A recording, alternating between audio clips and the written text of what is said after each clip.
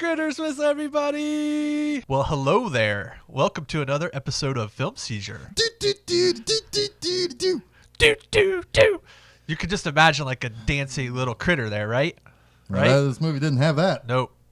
But it had the music for it.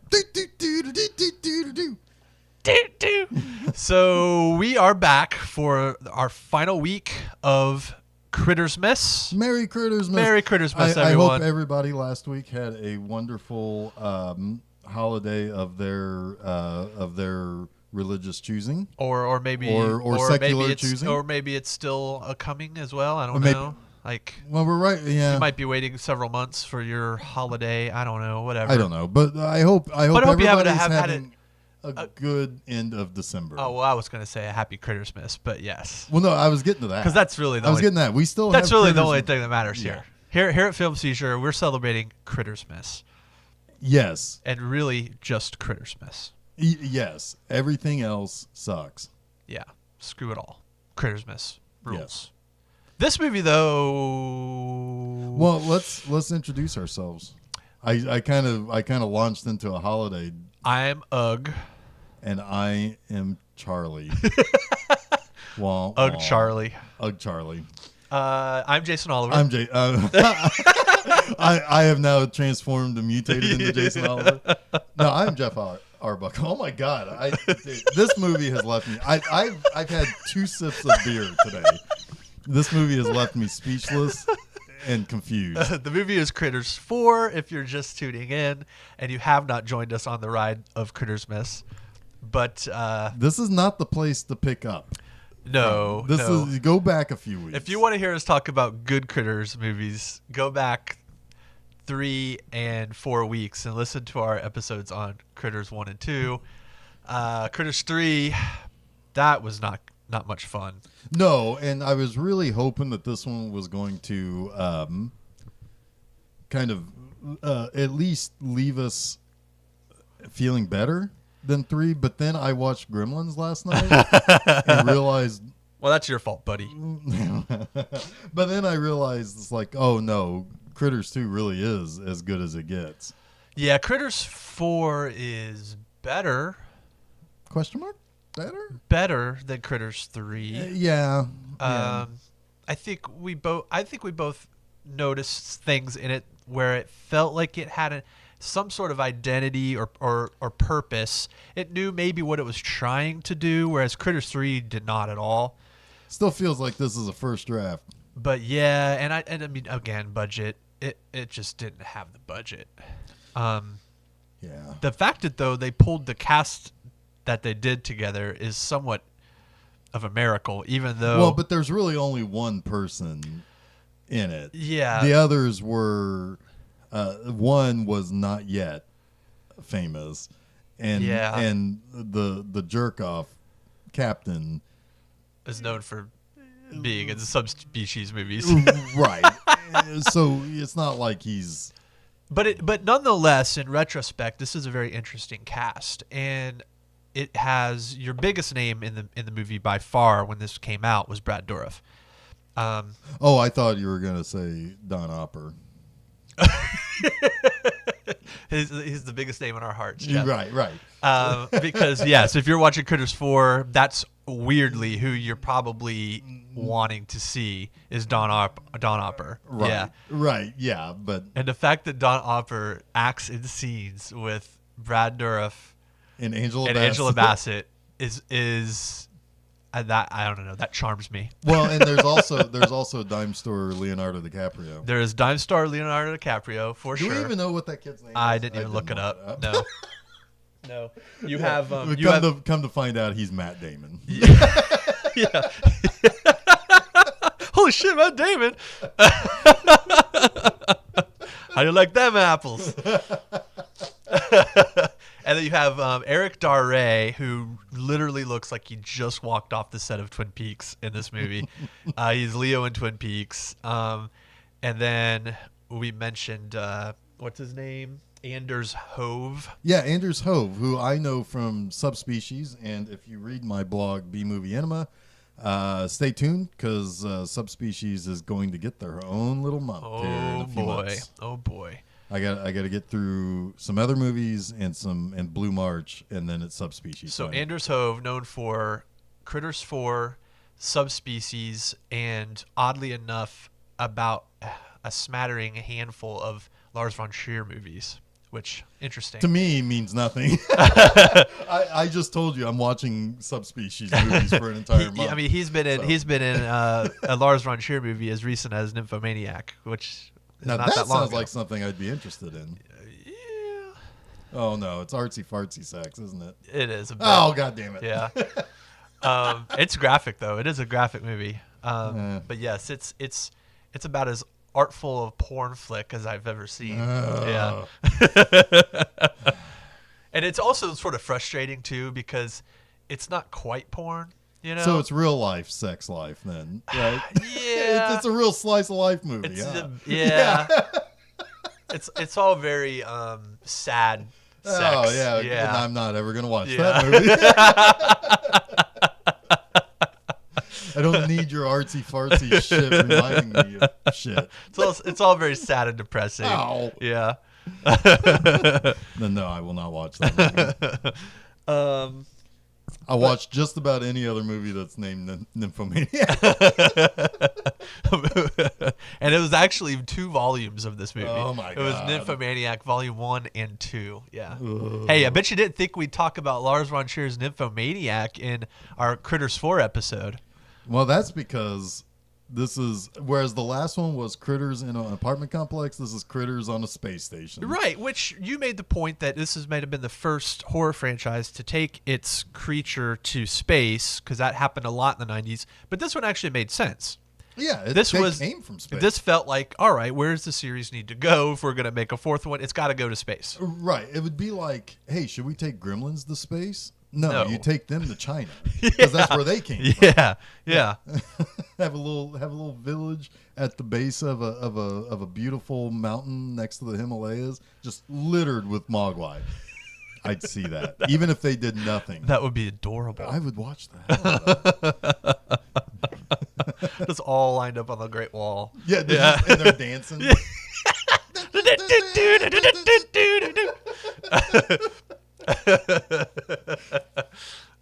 Yes. So Critters 4 it opens as Critters 3 ends, and we get to see that scene again. We get to see the scene again where Charlie is going to hunt the last critter eggs and kill them, but is told by Ugg that he must save them and put them in the pod.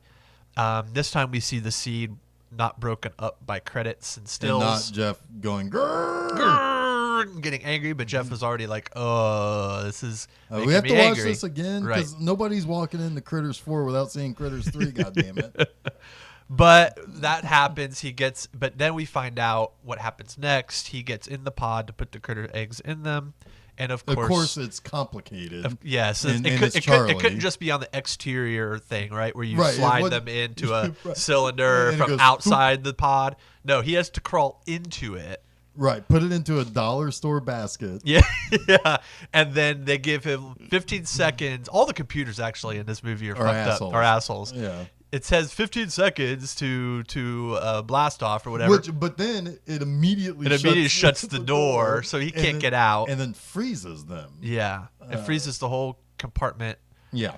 And blasts off into space. And then we get credits, and the capsule's just kind of spinning through space. Now, here's where Jeff gets pissy. The movie then says, after the credits, it's like, or no, I think it's still even during the credits, it says Saturn Quadrant 2045. Yeah. So 2045. And you think, oh, okay, so what they're gonna get picked up by Ugg and all those guys, right, or whatever. No, another ship comes, and the first thing we see is Matt Damon on the ship. I'm just gonna call him Matt Damon. He's Wesley Crusher. That guy. He is Wesley Crusher.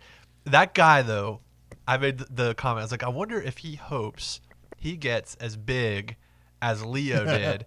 Coming off of Gremlins, Jesus, off of Critters 3. Right. He's like, oh my God, this is my big break. Critters 4 is my big break. Yeah, No, and then it's not your big break. It turns out it's fucking Angela Bassett's big break. Whoops. Whoops. Yeah, but so he's like in his little his little cabin in this spaceship, and he's marking off not days on a calendar, whole months, because space, man. It's like it's all. There's no days and nights. Fuck it. That seems so unsatisfying. Oh, to have to wait 30 days to mark something off. Yeah. Oh. Yeah. It seems real depressing. Like. Yeah, God. So, but his calendar says, it's got January, February, March, April, all that to the, horizontally.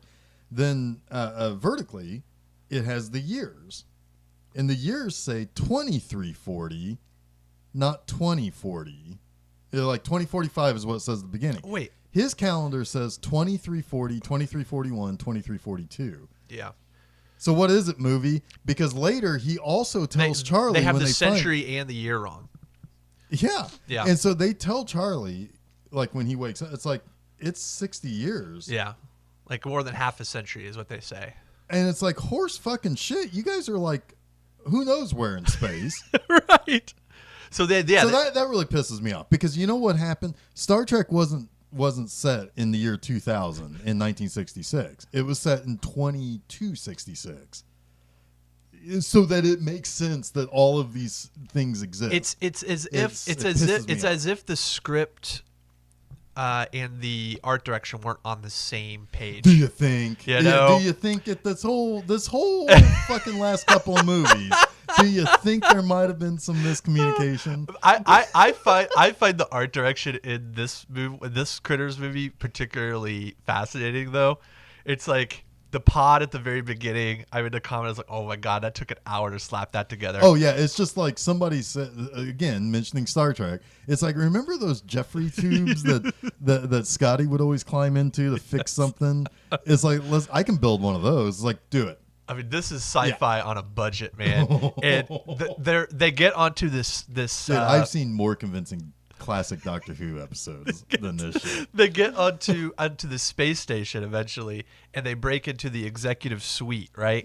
And the executive suite. Oh my god, it's a putt-putt course. It is. It's got all of that fake AstroTurf. green AstroTurf that they use in putt-putt courses. It's everywhere. It's all the flooring and on the furniture. What do you put on the wall? Yeah, of course you put like the tree, forest, landscape, paper, wallpaper. Of course you do. Because what the art director was probably told was, we need to make it look like Terra Earth, Yes. And it's even like Terra Corp, right? Right. Terra Corp is the corporation. So it's supposed to have this very natural, earthy feel, but it looks like a putt-putt course from the 70s. Yeah, it's like, well, we got some leftover shit from Clockwork Orange. Just slap some AstroTurf on it. It does. We also made a comment at one point. Somebody sold off, probably Canon Films or someone sold off all of their sets and all of their costumes. It was the Stormtrooper costumes for Skeletor's Lizard Man. Yes, they all looked like they were from Masters of the Universe. It's like they just went on a bargain shopping. Yeah, it's like, wow, Canon Films is closing up shop. At a Canon Films liquidation sale. Yeah. It sounds like we had fun with this movie. It's actually quite frustrating. So the gist of it is, they find the capsule that's got Charlie and the eggs in it. They didn't open it yet, but they get a call from TerraCorp. Yeah. And it's like, thanks for finding this thing we never thought we'd ever see again. And it's Terrence Mann talking. Yep. Who I don't think is He's not. He's like just some. He's like corporate shill of some sort. But yeah, it's the shit that the Alien movies do also, where they always have to have a Wayland. Right. Well, the worst. I know that's your genre. Or that's no. It drives. Well, what? It's like when they shoehorned Lance Hendrickson in. Yeah. As Wayland in Alien versus Predator. It feels like that, and it's just cheap and pie in the face bullshit. But they had him in at the end of Alien 3 too, right? Oh, they did. You're right. So it's like, yeah. Anyway. He was supposed to be like he was the creator of the androids. The creator, but maybe not even the original creator. It was like, yeah, it's like that Bishop was. He wasn't. I don't know that he was really anybody necessarily, but they wanted a familiar face, is the way they put. But yeah, you're right. It felt bad. Yeah. We don't need this. Right. So Terrence Mann calls and is like, "Oh, thanks for finding our lost thing. Go to the space station and we'll meet you there. 3 days away. We'll meet you there. We'll be all good. Rendezvous. And we're gonna give you a bunch of money. We're gonna pay you triple. Right. And like there's a little bit of infighting that you know about with the crew because the captain's a real dickwad. He is such a dick. And like Angela Bassett and Brad Dourif like don't like him at all. I don't blame them. The dude from Twin Peaks just wants to fucking raid the pharmacy. Yeah, that's weird, man. That's a weird thing in that I don't know how the hell he got on this ship. He's a drug and fiend. Developed this drug problem. But he has a drug problem. He just wants pills. Yeah. He eats pills like I eat Tic Tacs. Pez. Or Pez. Yeah, I eat a lot of Pez. Or Smarties. Just pick a candy. Pick a candy. And he shoves pills down his gullet like I do. That candy. Anyway, so the captain doesn't initially want to go. And actually, he kind of figures this is a trap, I think. And like Angela Bass is like, no, we got to get paid. Yeah. Asshole. And Brad Dourif's like, yeah, I want to get paid. Seems like an easy paycheck. Let's not fuck this up. And Drug Boy is like, oh, Ugg up there on the screen seems super happy. Yeah. It's let's keep it that way. TerraCorp isn't someone to fuck with, basically. Right. It's like, we don't necessarily like the corporate shit, but we should probably give them back what they... Let's play ball here. Let's play ball here. Because they're willing to make it worth our while. Yeah. Right. So they go to the space station, which is abandoned. That's a bad sign. Yeah. And the captain is kind of like, I want to leave, but he's a real creep about it. Like he watches Angela Bassett take a shower. Yeah. And he like beats up the kid who was on his side. Yeah, he hates this kid for some dumb reason. I know that's never really clear. He hates everybody for some dumb reason. Yeah. He's just an asshole. I think he's just like, I've been in 4 subspecies movies at this point, and... Not at that point. But he had been in like 2 or at 3. least 2 or 3. Yeah. But yeah, 4 didn't happen until a little later. Melanie Shatner's in those movies, by the way. Pretty awesome. Anyway. But actually, he does, to give him some credit as an actor, as a Greenlandian actor, he is definitely playing the part. Yeah, he seems to be the upfront villain. Yeah, and in fact, honestly, as far as performances go in this movie, he's fine. Everybody is fine. Oh, everybody's fine. Yeah, this isn't a movie that's lacking in the acting talent. Yeah. It's just that they had to act their way around. Not having any other kind of budget. Yeah, really. a not so great script, and actually, it's not even that the script is bad; it's that the script is written with the budget in mind. Oh yeah, which is always like you have to do that, but the script is going to suffer too. Right. Yeah. Yeah, it's like they planned on going to space, but then they were like, oh, I guess we're going to space with $5. We probably really should have some kind of budget for that, right? Yeah. We got to make things look all futuristic and shit. Yeah. So then,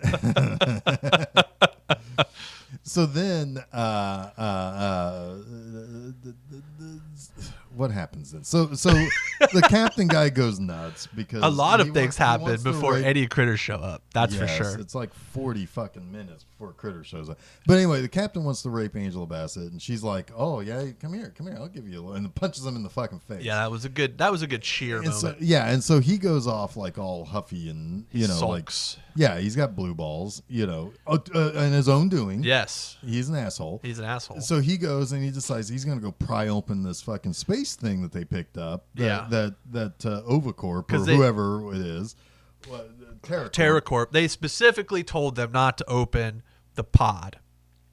Yes. And of course, someone's going to fucking open the pod, right? And so he uses a laser to open it, which I guess defrosts it, which I assume so. I mean, lasers are hot. Yeah, or it broke the seal when he opened it. Broke the seal. He has to pee the whole rest of the movie. Well, Yeah. which is not long for him because critters come out. One goes down his throat, and one just eats his hand. The critter burrow eating his way through his mouth was actually probably one of the more fun moments in this movie. Yeah. Especially because you've hated this character for 40 minutes now. He You know? gets it the worst. Yeah, too. he does. Yeah. So critters are now out there. Come to find out that the space station was like some sort of like Jurassic Park lab of creating super critters and super monsters. Why? I do not know. Yeah, I'm assuming it's an alien sort of play. and it sort of beats Alien Resurrection to the punch by about 5 years. Not that Alien Resurrection really followed through on that idea in any spectacular way. Splicing creatures together. But it did beat that to the screen by 5 years. And Brad Dourif. Another movie that starred Brad Dourif, yeah. I wonder when Fox came to Brad Dourif, it's like, here, you want to read the script? He's like, and wait he a reads minute. it. It's like, wait a minute, I've already done this. Easy paycheck. This time I get to be the evil scientist. The evil scientist, right? This movie's better than 3. It's not very good. Oh, no. No. I don't ever want to watch it again.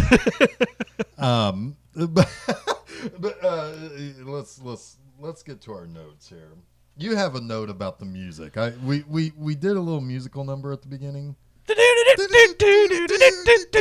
That's how this movie ends. That's how this movie ends. But this movie's got all sorts of This movie is a very confusing score. The composer is Peter Manning Robinson, who I've never heard of. If you've never heard of, the fact that we could have just said this was composed by some guy. Yeah, some dude, Some guy. some person. He's done a lot of TV. That's about it. Only a couple features, and this is one of them. It's a weird score because it very much feels like he watched a lot of sci-fi movies And like Frankenstein together a score. Yeah, because it has got very clearly ripped off cues, ambient cues from Blade Runner throughout. Yes, and there's a you had mentioned it's kind of like hardware. Yeah, he with uses like this kind of slide guitar, like Western sort of sound a lot. He'll go from Vangelis to Simon Boswell's score from Hardware. It's weird.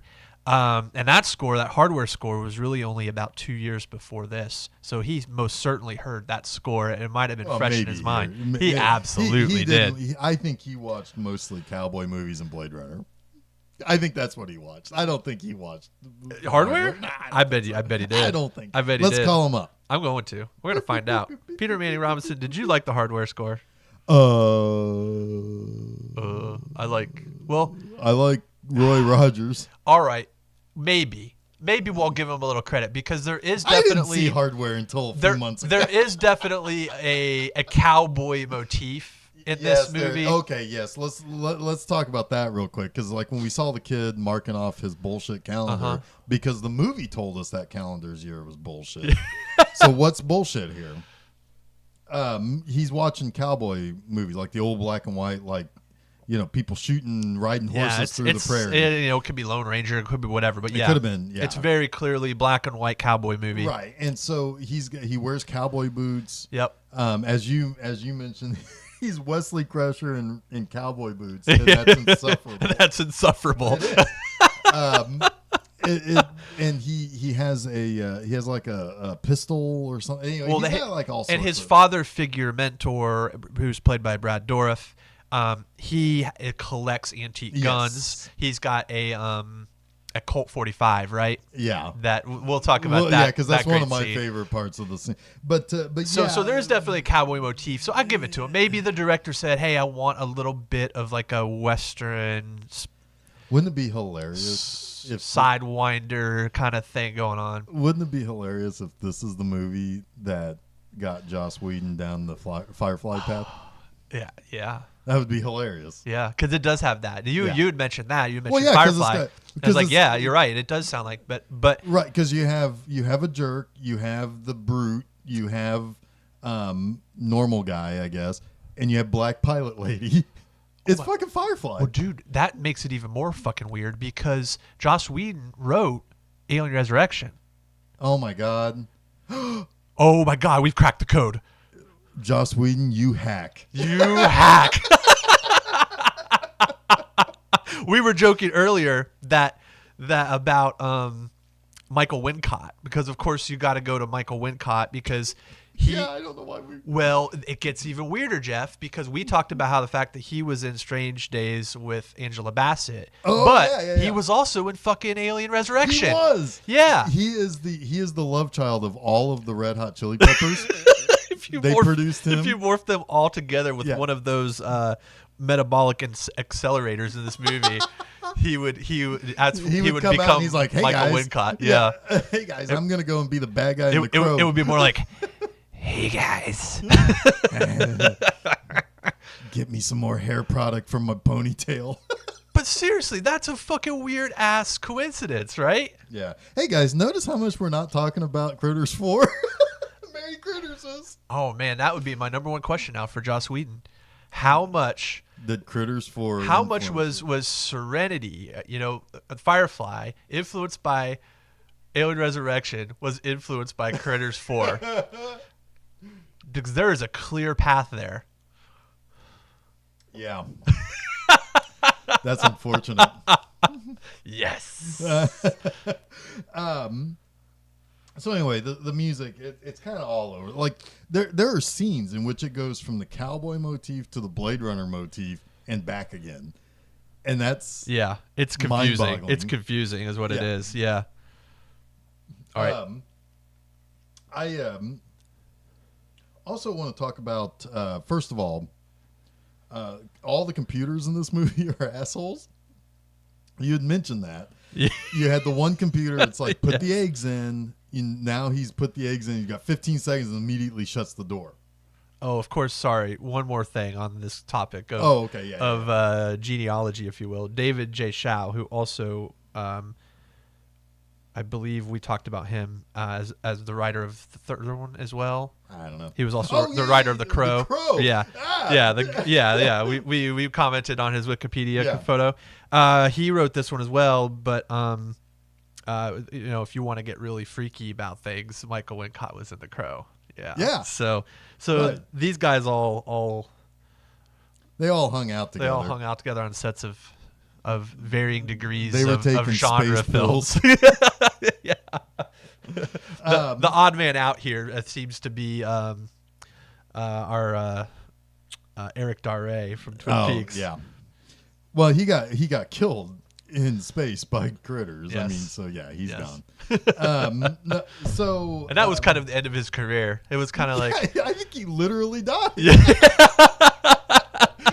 The critters literally ate him. He may have popped up here and there with some David Lynch projects, but he didn't do a whole hell of a lot after Critters 4. So the computers, it's like, okay, you got the first one. Then they arrive on the space station, which they said was not attacked. It was just abandoned. And I think I know why. Because the computer, Angela, is insane. Yeah. She greets them, talks to them, even says that she'll provide information for them. And Angela Bass is like, fuck this. I don't want anything to do with this computer. It's all fucked up. Because it also double talks. And it gets to the point where Brad Dourif figures out the way to make the computer do things is to do reverse psychology on it. And I think he even says like, oh, it worked on my wife or whatever. Or my ex-wife or something. Yeah. Anyway. You know what this reminds me of? The robot.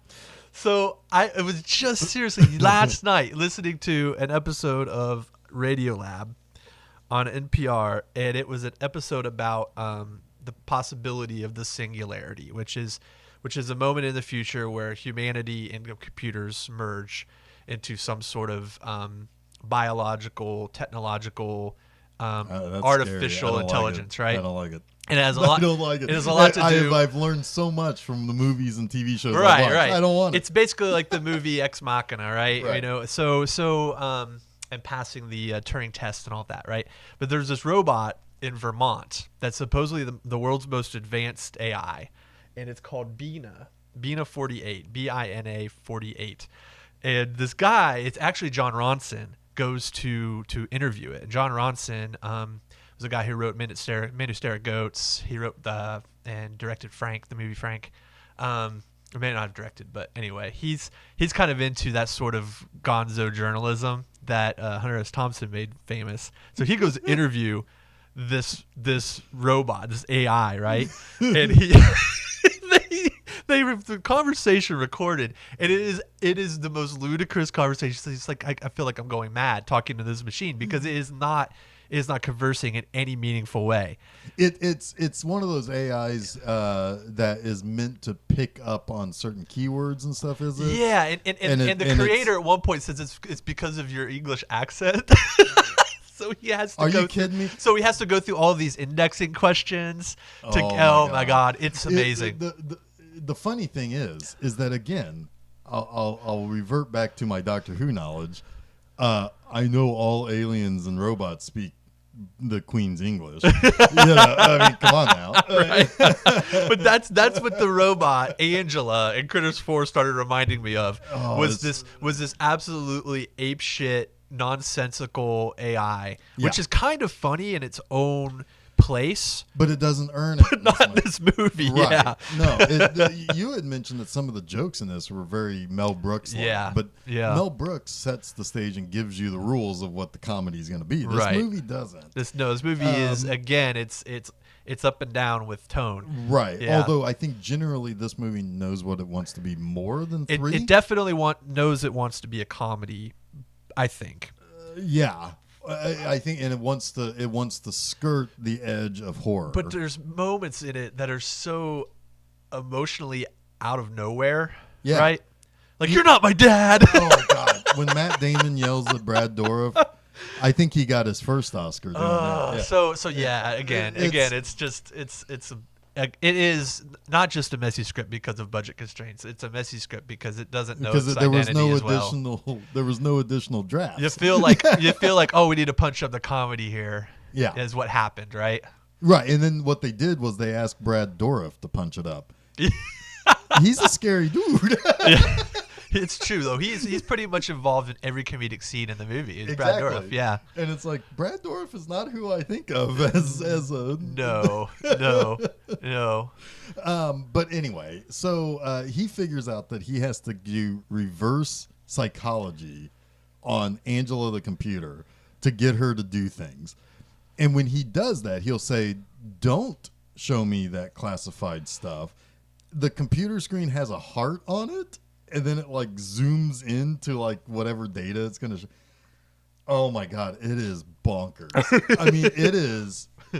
We've seen some crazy shit. Well, they do that technology. Really they do that technology shit. Thing where the screen somehow projects onto their faces, right? And it's reversed. And but it's not, right? Right. Yeah, it should be reversed, but it's not. Right. Well, it's reversed from what reality would show. Right.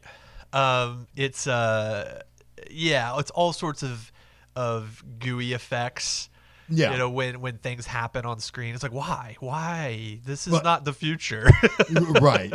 Yeah, it's like the movie Hackers is what the thing that came to mind is all of the.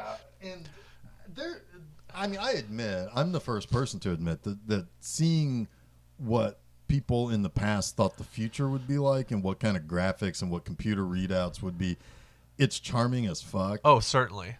It does not help when you have other problems. No, it compounds. Yeah, it just compounds. It's not like a movie like 2001: A Space Odyssey, right? Where it has very charming ideas of what the future will look like, and some of the things down to like video phones, right? Right, which is my favorite. Oh, with Lillian Kubrick. Yes, because it's Vivian. You know, it's this that you would have that shit on your fucking palm. You know, right. It's not going to be an entire wall, right? Yeah, stationary. Yeah, I love that. Yeah. Although the new Facebook zero gravity toilets. Oh yeah, the new Facebook thing. AI thing that you can have, Portal. That scares me. But it's basically that kind of video phone. It's like you can FaceTime with people, but it's stationary. Like, you know, like all the commercials, like the ladies like making cookies in the kitchen. Oh, the kid with the lice. Yeah. Right. So it's like that kind We're of dating our technology, episode right now. Well, Facebook 40 did years it from now, first. because that's so charming. Yeah, isn't that charming? Well, that's what they think the future is. But no, that Portal thing is kind of the 2001 or the Demolition Man video phone sort of thing. Except for, I mean, I don't have one of those, so ladies, you can I think call me it's later. like the Google Home. Yeah, I mean, there's there's all sorts Alexa's of stuff got like that. the video screen versions now. Yeah, I mean, Yeah. It almost seems like quaint. Yeah. And it's, but anyway. And 20 years ago, I would have thought, oh my God, it'd be amazing to talk to people on the phone that way. I don't want to fucking talk to people on the phone that way. I don't like talking on the phone as it is. I don't want to see you while I do it. You know? I don't want you to see my disgust when you say something. It's like, fuck that. Yeah. I mean, God. Yeah. Just send me what you want from me in text. And just alphanumeric and symbols and emojis, and we'll get along just fine. Yeah, I'll decipher it and send you back. Hell, I'll even read a fucking email. Yeah. You know? Can we talk about how this movie set me off immediately? Other than the 2045 business? The floor is yours, Jeff. Okay. So the movie opens. We got to watch the fucking ending of 3 again with Charlie looking for the eggs. Yep. And a little chyron comes up that says somewhere in Kansas. Now, motherfuckers, this was not, I swear to God, 3 is not in Kansas. I don't know. How? Tell me why I should think it's in Kansas. Because they're on a road trip and they're really close to Grover's Bend, which is in Kansas in the beginning of the movie, and then not that long later they're in fucking some city in Kansas. Kansas has no cities. Kansas, you have no cities. Topeka, Kansas is no, a city. Dude, don't try to win over new fans in Kansas. All 4 of them. Hey, listen. Kansas has no cities. And it could have been Kansas City. Okay, so here's the deal. But all right. The counter argument, Jeff, would be, why don't they just say Topeka, Kansas? Why do they say somewhere in Kansas? Well, my counter argument was looking at the characters in 3. You have New Jersey bad guy man in the basement. You have Donald Trump wanting to kick out all the low income people. Topeka, Kansas has a population of 233,000 people. So does Fort Wayne. It has. Would you call Fort Wayne a city? It's not like the city in Critters 3 was anything freaking extravagant. No, but it did look like a corner in Brooklyn. You see one city block. That's it. Yeah, but you could shoot that city block anywhere. You have New Jersey maintenance man, villain guy. You have the Donald Trump guy who wants to build a mall, and you got lady who works for a phone company that talks all tough in New York and Brooklyn, right? Fair enough. Right? Yeah. So why wouldn't I think that was not Chicago, New York, or possibly even L.A.? Why wouldn't I think that? Well, L.A., I know why I wouldn't think that. Because they were coming home from the Grand Canyon, and they broke down in Kansas. I didn't think that because it didn't look anything like any big city at all. Have you never seen Death Wish 3? That didn't look like a big city, but it was supposed to be.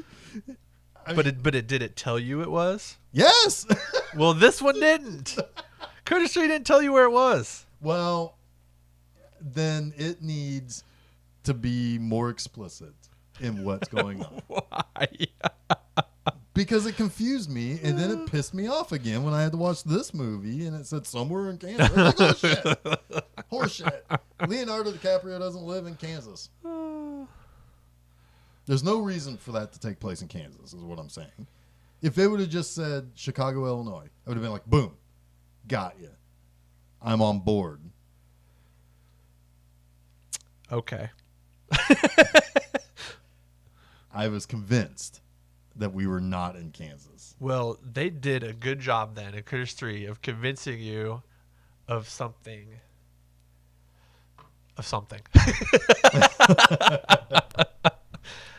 Well, that just set Jeff off right from the start. Right from the start. However, this movie is better than 3. I don't want to watch it again, but if it was on, I'd watch it again. Because Comet plays it a lot. If I turn on Comet and it's playing, I'll watch it. Well, I got the the Scream Factory box set of these that just came out, and I'm absolutely gonna rip through all of the commentaries on these because there have got to be some great stories on those. Yeah, I would like for you to tell me what the fuck was going on. I'm pretty sure Don Opper and the Chiodos are do a commentary on all of these movies, which is really fun. Yeah. So I'll let you know what's going on in 3. Yeah, let me know what's going on. Let me know what town, city they're in. What's the location? Yeah. All right. Because even if they said St. Louis, I'd buy that. You know, I mean, that would make sense. You're driving through Kansas to get to St. Louis. That's not somewhere in Kansas. No, it isn't. But I'm telling you, I'm just going off of what is implied to me in 3. Yeah, they didn't really need it. The somewhere in Kansas bit. No. They could have dropped it. Exactly. You're on Earth, now you're in space. Yeah. That's all you need. And like you said, if we're watching, maybe they had this is going way too far in the weeds here, but maybe they really thought somebody would watch Critters 4 who hadn't seen Critters 3 and needed to establish the fact that they're on Earth. Oh, if you don't know that. But putting somewhere on Earth is condescending to the Critters fan. So they decided to put Kansas in there. I hate it. I guarantee you that was the line of thought. Wow. Well, I hope that's in the commentary, so you can report back. Damn it! They need to do a new commentary. I want on it.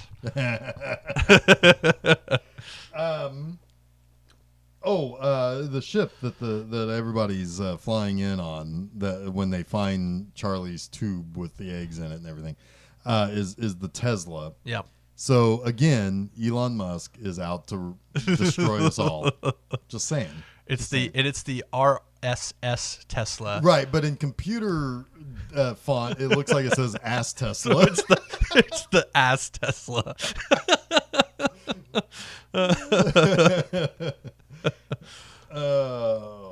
I got nothing more. What else you got? I don't have a whole lot here.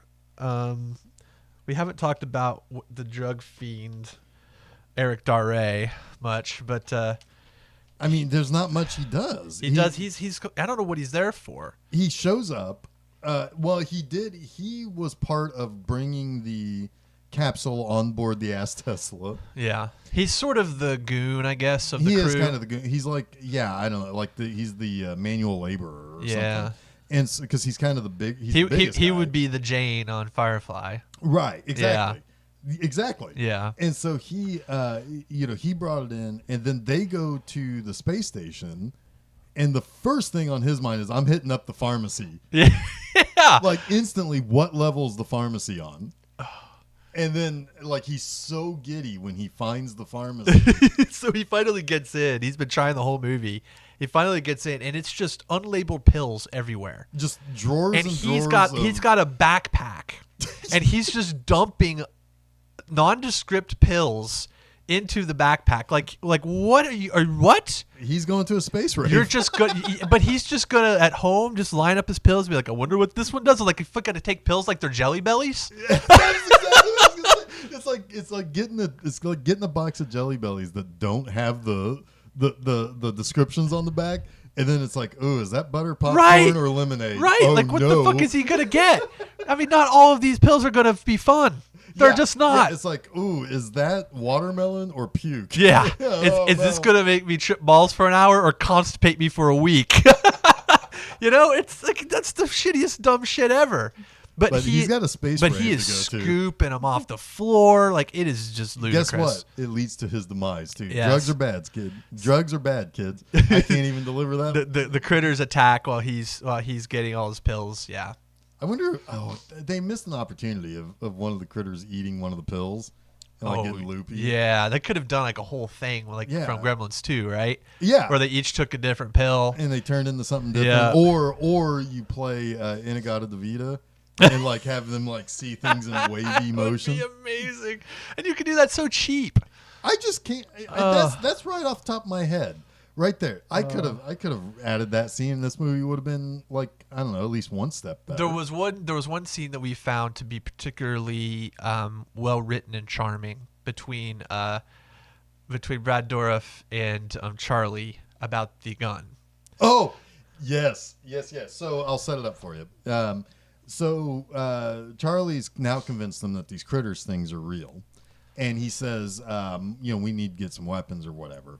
And so Brad Dourif takes him to his quarters, and that's when he reveals to him. So Brad Dourif has clearly got some kind of like collector's thing about cowboys. Yeah, everybody's about cowboys. He's got boots and stuff, and he pulls out this gun. He's like, this it was a Colt 45. It was a Colt 45. It was the most powerful handgun of its day. And he's like, have you ever seen one of these before? And Charlie just grabs it from him all nonchalantly. And he's like looking it over like a gun owner, except for he points at his face, of course, and he blows in the barrel, which I don't know, maybe that's a gun thing. But I would never point a gun at my face. Right. Yeah. But he does it because he's Charlie, right? But he's all nonchalant about it. He's looking through the barrel and in the chambers is like, well, what does he say? I'm a 38 special man myself, yeah. But this will do, something like that. And Brad Dourif's like glee and excitement just fades from his face. Because he's like the collector, right? Who wants to share his collection with someone who will appreciate that it. Time. Yeah. And who would be like, yes, who's going to get super excited. But he's just like, yeah,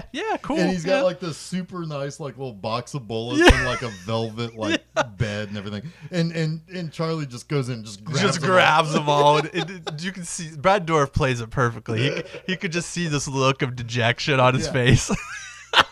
Even to the point where he's like, okay, whatever. And he like tosses the box over his shoulder.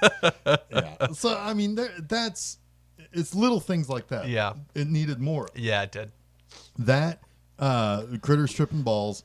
And,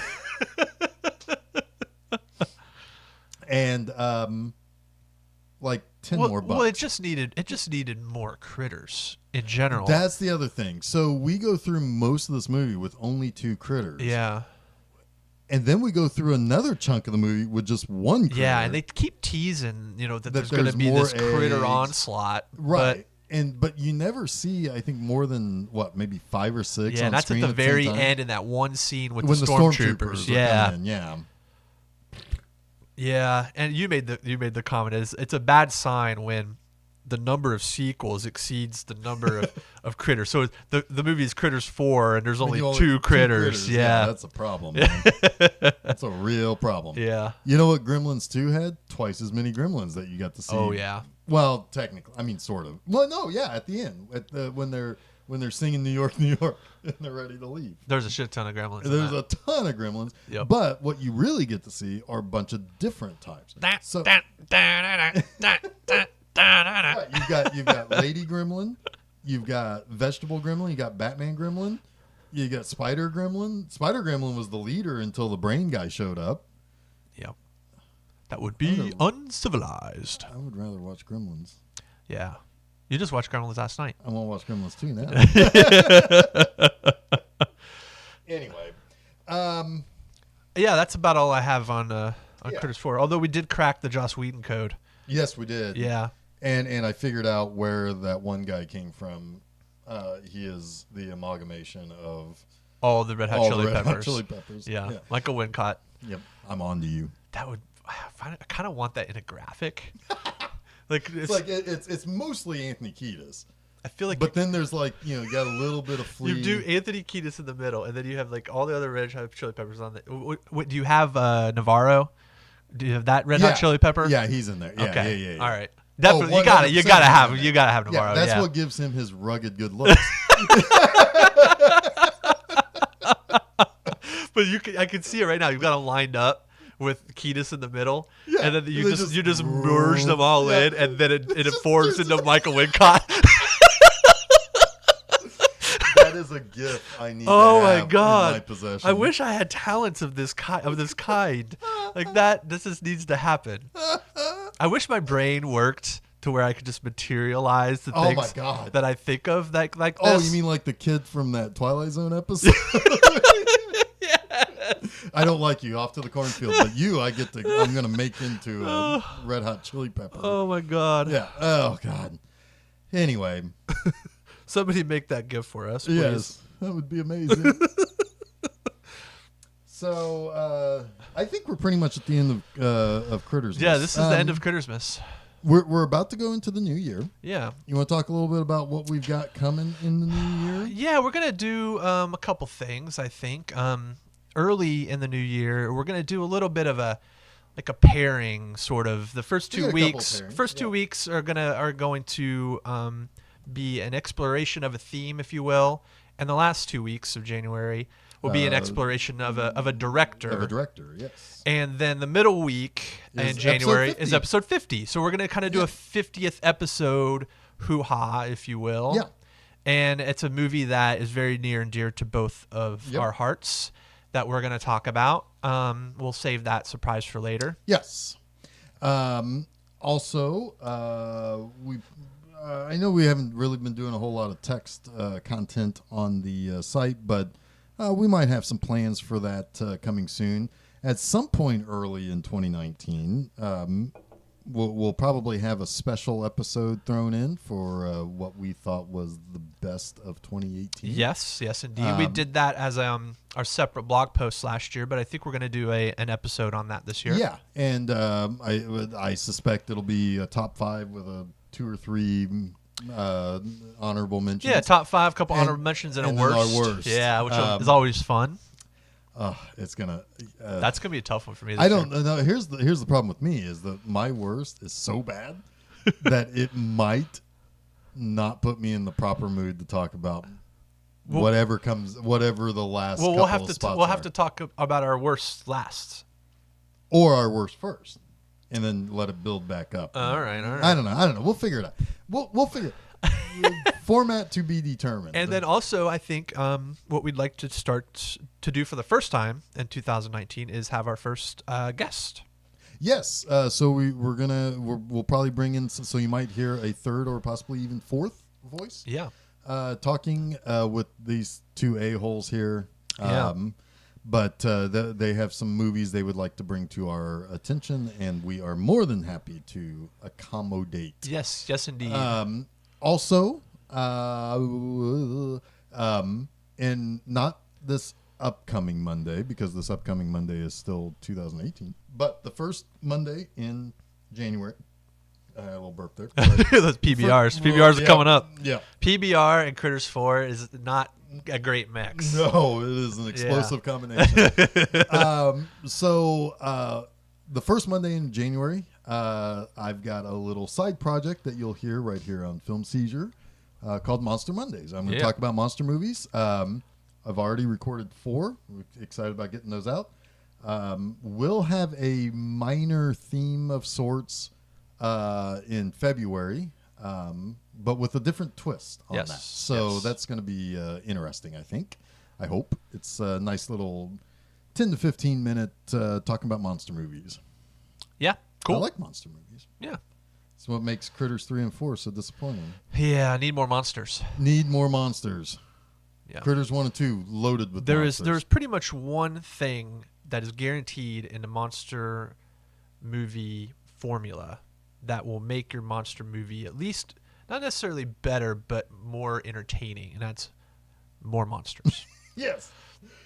The Godzilla franchise the volume of monster equals more fun. Exactly. Yeah. There are a couple of Godzilla movies where he's fighting like 3 or 4 or all the monsters. Those are the best. Mm-hmm. Those are fun. They're not the best, but they're like the best and fun. You're right. You know, it's like, we'll watch him stomp this fucking monster in 30 seconds. That is what you would expect from the fourth movie. Well, any in a continuation of a franchise. It should always up the ante. Or at least have something that means something. It's why Critters 2, we've talked about this to death almost, but is why Critters 2 is so much fun is because it cuts the fat, ups the ante, and it's just pure fun. Right, and then 3 and 4 just, the legs were cut out. They don't learn any of the lessons of 2. Nope. So, but anyway, that's what we've got coming. You can always follow us on Facebook and Twitter. Yep. And Instagram. It's at Film Seizure. New episodes every Wednesday. We might not be on Tumblr anymore because they just announced that you can't have porn on there. I know. So no more dick pics from Yeah. you? So if you were really enjoying Film Seizure dick pics on Tumblr, sorry. Yeah. Go yell at Tumblr. It's their fault, not ours. Yep. Yep. It is the end of society when you hurt sex workers. To that point, I heard a crazy stat that something like 78% of the porn consumers on Tumblr are female. Really? Yeah. Huh. That kind of blew my mind. Well, they're real progressive until they decide they don't want to be anymore. Tumblr has been problematic just because I don't think I've not really been posting anything over there lately, right? Just because it's not really conducive for what we do. I just don't understand it. It's just another blog site, really. We can talk about that offline, but anyway. By the time this airs, all the porn content's gone from Tumblr. And my night's got a lot freer. Our Film Seizure page on Tumblr is just a headline now. Yeah. Yeah. It's even probably redacted. Yeah. So anyway, Facebook, Twitter, Instagram, Film Seizure, filmseizure.com. Every Wednesday, new episodes. You can go over to YouTube on Sundays and get the most recent episode is updated there on Sundays. Yeah, and YouTube I think is a fun place to have a conversation about the episode, about the movie. Sure. A lot of people I think are more comfortable having that sort of talk back on YouTube than probably on a SoundCloud or on the website. Yeah. So feel free to comment away on YouTube. I think that's really fun, and we'll chime in when we feel like we might have something to add or want to feel particularly asshole-ish. I don't want to do that. I don't want to either. I'm just kidding. I'm just joshing. But the comments that we have seen have been really nice, and we appreciate that. Yeah, so absolutely. So we're glad that you're enjoying the podcast. Absolutely. Let's put a final stamp on 2018. Let's say fuck off the 2018. Yeah. Fuck off the Merry Crittersmas. Fuck off Merry Crittersmas. Yeah. I wish we had the critters singing Old Lang Syne right now. Yeah. Hey, upward and onward into 2019. Indeed. I hope you enjoyed this year of Film Seizure, and here's to a great 2019. Yes, I am Jeff Arbuckle. I'm Jason Oliver, and you have been listening to Film Seizure. No more Christ. Kill Christ.